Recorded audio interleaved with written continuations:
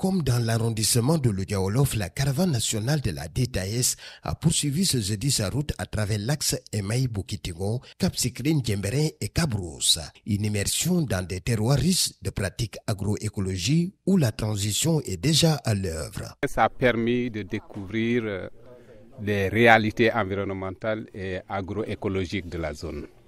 Et ça a permis également de voir les initiatives que des individuels ont développées et des acteurs également qui ont développé des initiatives très pertinentes qui contribuent à la préservation de l'environnement et à la mise en place d'un cadre adéquat de vie.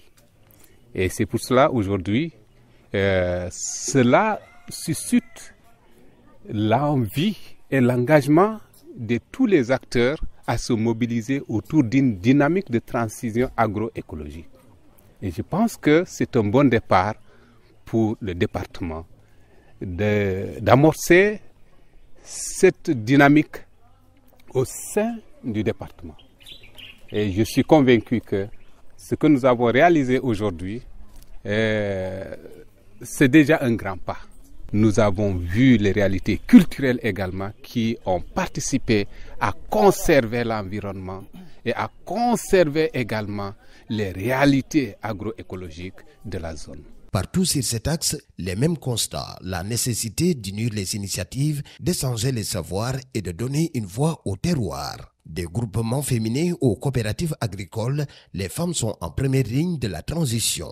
J'ai eu la chance de participer à l'atelier d'idéotypage et je pense que c'est de là qu'est née l'idée de pouvoir mettre sur pied une DTAL ici dans le département de Oussouye. Et je pense que les femmes déjà travaillent dans ce sens-là.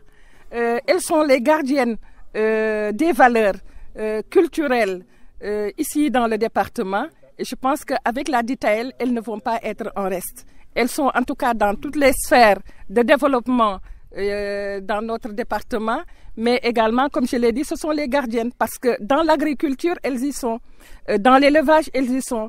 On n'a pas beaucoup trop parlé de l'apiculture qui était une activité masculine.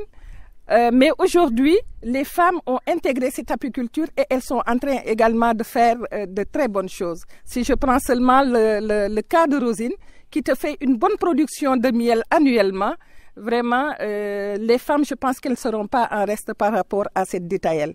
Elles apporteront leur contribution et ça, j'en suis réellement sûre. La DTAS mise sur leurs engagements pour construire une agroécologie inclusive.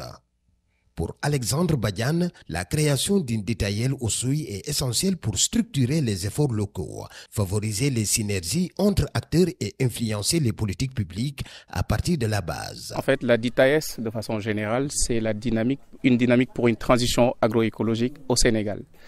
Donc l'idée de la DTAS, comme on l'a dit, tout un chacun pourrait le présenter ici, mais je pense que justement pour faire court, c'est une dynamique qui est née depuis 2019. Il y a eu des initiatives qui sont constituées à l'échelle nationale, donc pour promouvoir l'agroécologie au Sénégal, puisqu'on s'est rendu compte que le Sénégal, pour lutter un peu contre tout ce qui est lié aux changements globaux, notamment climatiques, mais aussi ce qu'on a constaté sur l'agriculture conventionnelle, il y a eu pas mal de problèmes, à la fois de la santé des sols, mais aussi de la santé de la population, sur l'utilisation aussi des pesticides et autres. Donc la DTAS a été créée en ce sens pour justement pouvoir accompagner ou fédérer l'ensemble des acteurs qui interviennent dans le domaine de l'agroécologie et pour promouvoir l'agroécologie à l'échelle nationale. Ça, c'est justement un peu le contexte de la DTAS, mais on s'est rendu compte très vite qu'il est important de déployer la DTAS à l'échelle locale, puisque c'est au niveau local que toutes les activités sont opérées. Et c'est là qu'est née l'initiative des DTAL, donc portée au niveau des départements. Et donc Oussouye est l'un des départements dans lesquels on n'a pas encore de DTAL.